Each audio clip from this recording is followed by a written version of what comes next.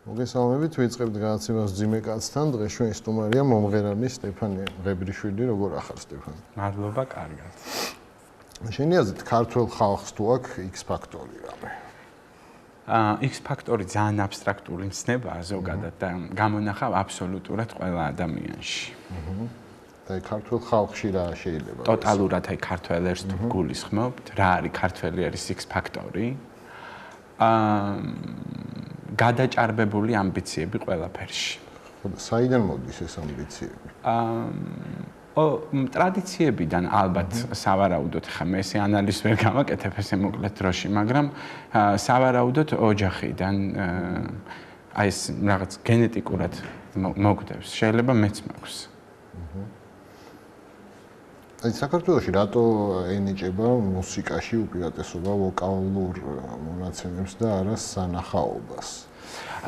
შესაძლებლობები არის მწირი, ან ვოკალი პირადად ჩვენზე არის დამოკიდებული ჩვენს ხმის იოგებზე და ჩვენს პირად მონაცემებზე და უკვე რაც შეეხება სანახაობას, ეს უკვე ალბათ თანხებთან არის დაკავშირებული, რასაც შოუ ქვია და ჩვენ ახლა ვხედავთ დასავლურ შოუებს ან ამერიკულ შოუებს, სადაც უამრავი რესურსი არის დახარჯული, რის საშუალებაც აქ არ არის და ამიტომაც არის ესეთი განსხვავება. შენც შეარჩიე ისეთი კონკურსანტები, ვისაც ვოკალი უფრო მე ესე მომიწია აქ ჩვენთან X-ფაქტორში ესე არის რომ შენ განიჭებენ ჯგუფებს, მე შემხდნენ გოგოები, ქალები ძირითადად საინტერესოები არიან, როდესაც იყენებ მათ შესაძლებლად კაცებისგან განსხვავებით დიაპაზონი განსხვავდება ძალიან და მაღალი რეგისტრი ხშირ შემთხვევაში ქალებს აქვთ და ამიტომ ნუ სადაც შეგიძლია რომ პრიორიტეტი ანახო, იმ კუთხით მიდიხარ და მეც ავირჩიე სტრატეგია. ხალხური მუსიკა თუ გიყვარს?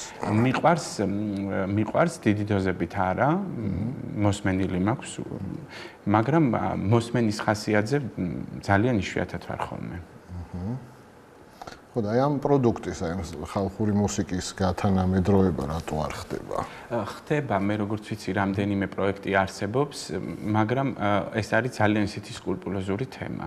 თვითონ ხალხური მუსიკა მართლა ერთადერთი ალბათ რაც გვაქვს ის საამაყო ერთ-ერთი არის ეს თემა, რომელიც პრინციპში არის ხელუხლებელი, ისევე როგორც ვთქვათ, რაღაც არქიტექტურული რაღაც საოცრებები რო არსებობს. ეს უნდა იყოს ხელუხლებელი, ექსპერიმენტების მომხრე. ექსპერიმენტების მომხრე ვარ, მაქვს ნანახი უამრავი ექსპერიმენტი, მაგრამ მაინც ბოლომდე ჩემთან, ყოველ შემთხვევაში, ჩემს სულთან ახლოს ისე არ მოდის. როგორც ცარიელი, ასე ვთქვათ, ორიგინალი. დღევანდელი საქართველოს საუნდტრეკი რა უნდა იყოს? დღევანდელი საუნდტრეკი უნდა იყოს ძალიან რთული შეკითხვა არის, არ მეგონა თუ ამას მკითხავდი, მაგრამ უნდა მოვიფიქრო. არა და სწრაფად მომდის ხოლმე თავში პასუხები, მაგრამ უნდა მოვიფიქრო. ჩვენი საუნდტრეკი რა უნდა იყოს? ეს ეკლესია რა დიდებულია? ესე რომელი ფილმის საუნდტრეკი გიყვარს გამორჩა? არ არის ეგრე, ეს არის მე ძალიან ჩამოუყალიბებელი ადამიანი ვარ და ამიტომ დღის და წუთების მიხედვით ხდება ჩემთვის ყველაფერი, ამიტომ ესე კონკრეტულად მე ვერ გეტყვი. რატო ჟიან ესე მკაცრად ადამიანებს, ვინც მარიხუანას ეწევა მაინც და მაინც საქართველოში? ეს არის არალოგიკური ადამიანების დათესილი, უკვე რამდენიმე წლის დათესილია ეს აგრესია, არასწორი, მე მიმაჩნია აბსოლუტურად არალოგიკური. როგორც ბევრ რაღაცაში ვართ არალოგიკურები და აი არ მივყვებით ლოგიკას, ხო, ელემენტარულად, ესეც არის ზუსტად ეს თემა. უცოდინრობის გამო, გაუნათლებლობის გამო და არ აქვს საფუძვლიანად შესწავლილი ეს თემა.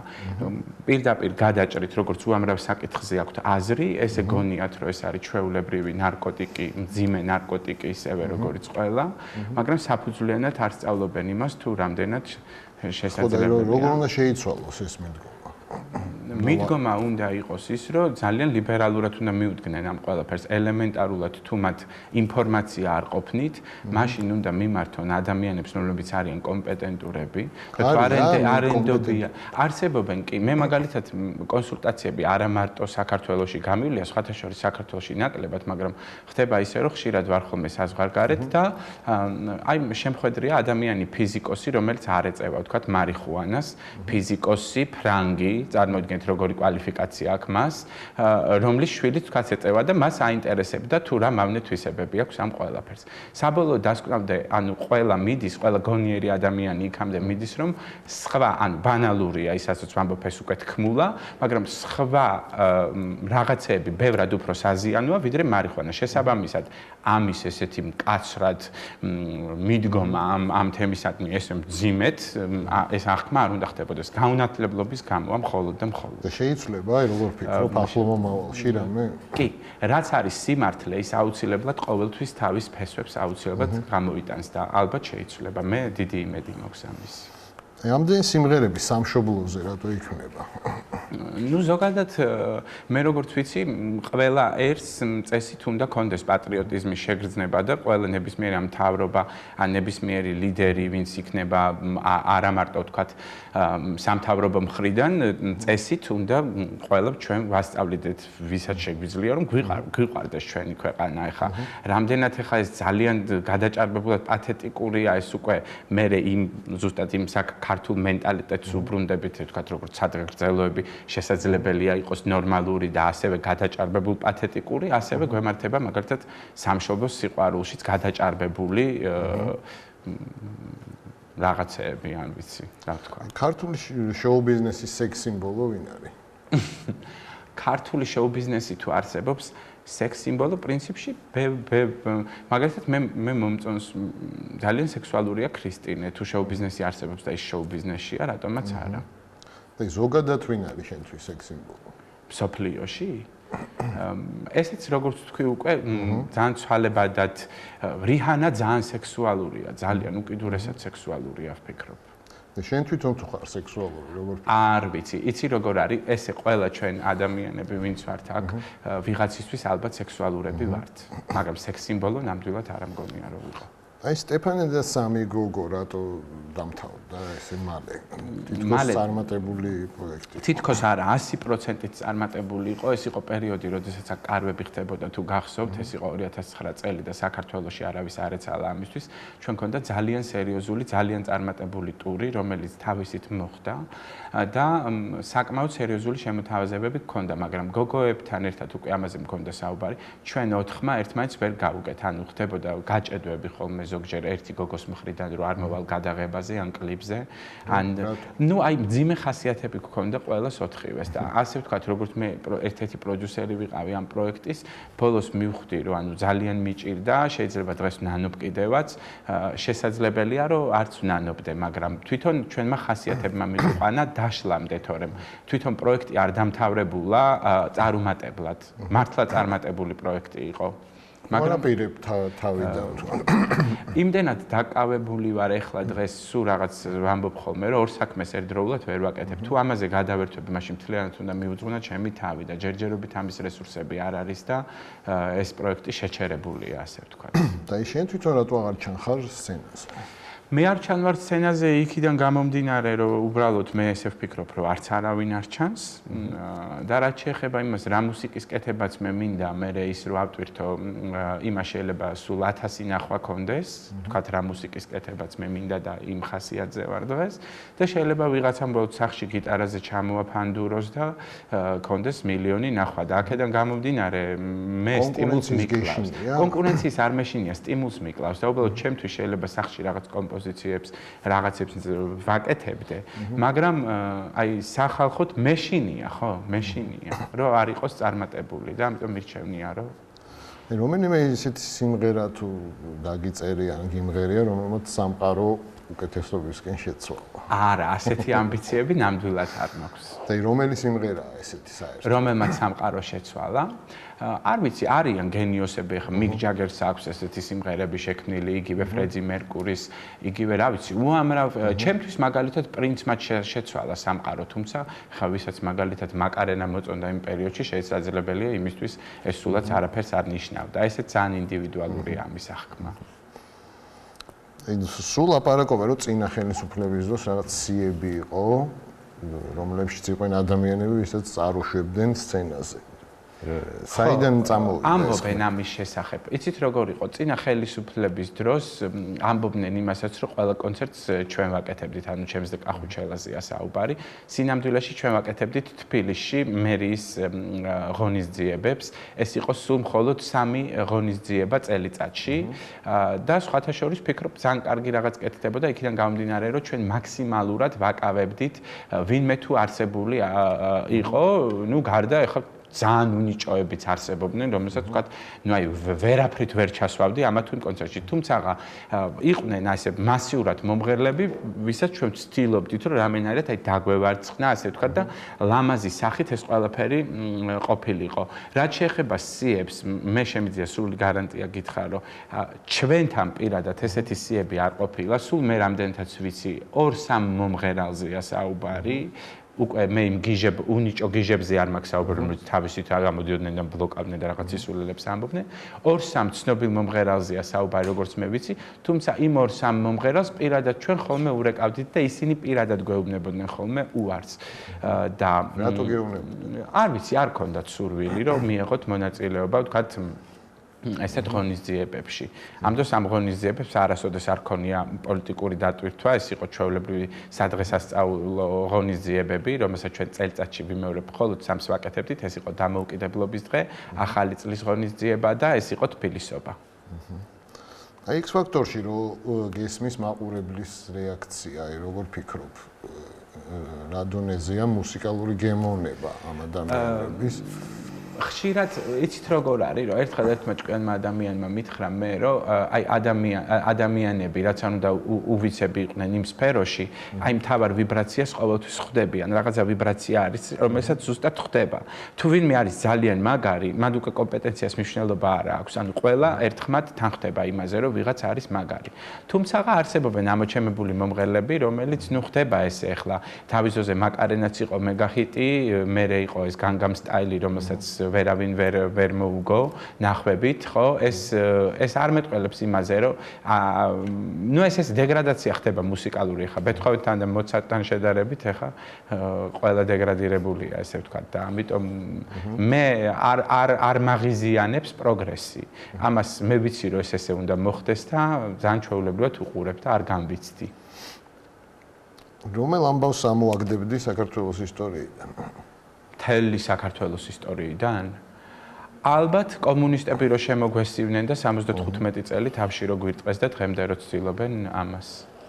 ამ კომუნისტურმა ეპოქამ იქონია ჩვენზე როგორც ერთზე გავლენა. რა თქმა უნდა, უდიდესი გავლენა. მე ვთვლი, რომ ყველა ნაკლი თავარი დარტყმა სად მოგვაყენა, როგორ? თავარი უამრავი მენტალური, უამრავი. არ ვიცი საიდან დავიწყო, ალბათ ეს გადაცემა არ გვეყოფა, მაგრამ ძალიან ყველა კუთხით, არ ვიცი. დღეს გვეტყობა კიდე? აუცილებლად გვეტყობა და არ ვიცი როდის გაქრება ეს ყველაფერი. მე იმედი მაქვს, რომ ცოცხალი ვიქნები იმ დროისთვის.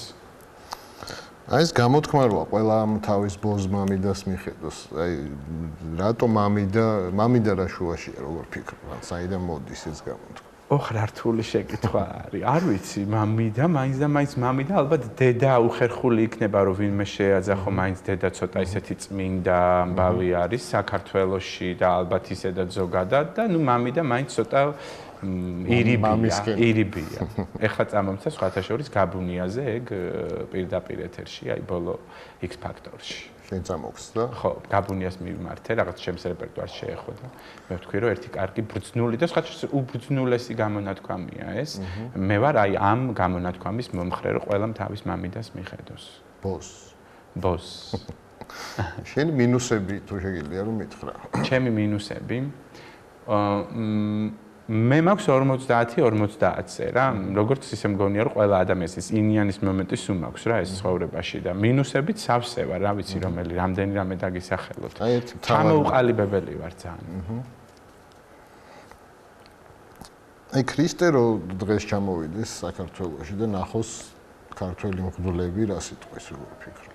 იგივეს რაც ერთხელ გააკეთა, არ ვიცი, ბიბლია შეიძლება ყველას არ აქვს დაკითხული, მაგრამ ფილმი ალბათ ნანახი გვაქვს და იგივე შვება ხო, ანგრევს, ლეწავს იქაურობას, როცა ამ ყველაფერს ხედავს, როდესაც ეს კერპთაყვანისმცემლობამდე გადადის და ფეტიშიზმამდე. არ მოეწონებოდა, ფეტიშიზმი არ მოეწონებოდა, დარწმუნებული ვარ. ის მართალია რომ აი მიშა დადიოდაო ქეთო და კოტეზეო და ერეოდაო. ერეოდა არ ვიცი, მაგრამ ქეთო და კოტეზე ნამყოფი არის, მე პირადად რეპეტიციებზე. არა, რეპეტიციაზე გეფიცებით არ მინახავს არასოდეს და ერთ-ერთი მთავარი როლი მაქვს მანდ და 5000 რეპეტიცია გქონდა და არასოდეს არ მინახავს. რომელი მუსიკოსი არ გიყვარს? სოფლიო მუსიკოსები მომკლავენ ახლა, მაგრამ ვიტყვი მაინც, ჯოკო კერი არ მიყვარს ძალიან. რატო? არ ვიცი რატო, აი არ შემოვიდა ჩემში და ეხლა ყველა კი ქვემოთ კომენტარებს კი დაწერენ თვითონ თავის თავს მიხედოს, მაგრამ ჩემი უფლება არის რომ არ მომწონდეს და არ მომწონს. და ყველაზე ეგზოტიკური ხმა ვისა აქვს? ეგზოტიკური ხმა აქვს ანასთეიშას, ესე მგონია, იმიტომ რომ ქალია და უცნაური რეგისტრი აქვს. ასევე ჯეიჯეი იოჰანსონი ერთი ჩემი უსაყვარლესი შემსრულებელი, არ ვიცი ამდენ ცნობილია, მაგრამ მასაც ეგზოტიკური ხმა აქვს. და რომელ ქართველ მუსიკოსებთან ერთად გააკეთებდი ჯგუფს? ჯგუფს? ძველებთან, ახლებთან. ჯგუფს გულისხმობ ვოკალურ ჯგუფს თუ ბენდს? ხო, აი ბენდს მაგალითად. ბენდი არსებობენ ესეთი მუსიკოსები, რომლებთანაც უამრავი მუსიკოსია, რომელიც საერთაშორისო დონის არის და დიდი პატივი იქნებოდა ჩემთვის მათთან ერთად. ხო, აი ვის აიყვანდი, აი რამდენი. აი მაგალითად დრამზე ავიყვანდი ზაზა ცერცვაძეს, ან უამრავ სხვას. ბასზე არსებობს ესეთი მაგარი ძალიან ლევან დეისაძე ბასისტი, არსებობს ლაშა აბაშმაძე. არიან მუსიკოსები, ვისაც შეკრავ. უბრალოდ უნდა გქონდეს ენთუზიაზმი, სტიმული, რომ ეს ყველაფერი გააკეთო და მუსიკა გამოგივა. და აი ქართველებმა რა უნდა გადმოვიღოთ ცივილიზებული სამყაროსგან და რა შეგვიძლია მივცეთ? ჰუმანურად უნდა მიუდგეთ ადამიანებს. აი ეს ჰუმანური მიდგომა ევროპელების ძალიან მომწონს, ლიბერალური. აი ეს იქნება მთავარი, რაც გადაგვარჩენს იქიდან გამომდინარე, რომ ისინი ყველანაირად ცდილობენ გაიგონ ადამიანის არსი, პატივისცენ ნებისმიერ ადამიანს, რომელიც მორალის და კანონის ფარგლებში ჯდება და რა ვიცი, ეს არის ალბათ უმთავრესი, რის გამო აგრესია დაიწევს ამის ხარჯზე. ჩვენ რა შეგვიძლია რომ მივცეთ? ჩვენ რა შეგვიძლია მივცეთ? ჯერჯერობით ხალხური სიმღერების გარდა არაფერი არ მახსენდება. სექსი ვისთან არ გექნებოდა არასდროს. სექსი, რა ვიცი, ძალიან ბევრ ადამიანთან არ მექნებოდა, რა ვიცი, არიან ადამიანები ვისთანაც. ძალიან გადაჭარბებულ ამბიციურ ადამიანებთან, რომლებსაც წარმოდგენა აქვთ, რომ მათზე სრულყოფილი ქმნილება არ არსებობს. ალბათ ეგეთთან არ იქნებოდა ჩემთვის საინტერესო, იმიტომ რომ ისინი ყოველთვის ფიქრობენ თუ რა ლამაზები არიან და საერთოდ არ ფიქრობენ იმაზე, რომ როგორ გაცვალონ ეს სიამოვნება. აი ქართლის დედას რო უყურებ რა ასოციაცია გიჩნდება, რას ფიქრობ? ქართლის დედას რო უყურებ, არანაირი ასოციაცია სხვათა შორის ბავშვობიდან არ მიჩნდება, მგონია რომ აბსოლუტურად ტყუილად დგას. ისი კეთება გიყვარს ყველაზე მაგრა? მუსიკის. და სიამოვნებას რისგან იღებ, აი მუსიკას რო შეეშვა? მუსიკას რო შევეშვა, მაშინ ყოველი წამის განვიღებ სიამოვნებას იმ კუთხით გააჩნია რა ვითარებაში, თუ თქვათ ვარ უცნაურ ქალაქში, იმ ქალაქის დათვალიერებით, თუ ნებისმიერი სამზარეულოს გაცნობით, თუ რაც ელემენტარულია. ოქროს თევზი რო დაიჭირო და ერთს შეგისრულებო, რას თქო? იმ ერთს? რას? ძალიან ბანალურია. ძალიან ბანალურია. რომ ყველა იყოს ჩამქთელი. სულ ყველა? ნუ, ხო. დიდი მადლობა რომ მოხვედი, თან წარმატებებს გისურვებ. მადლობა.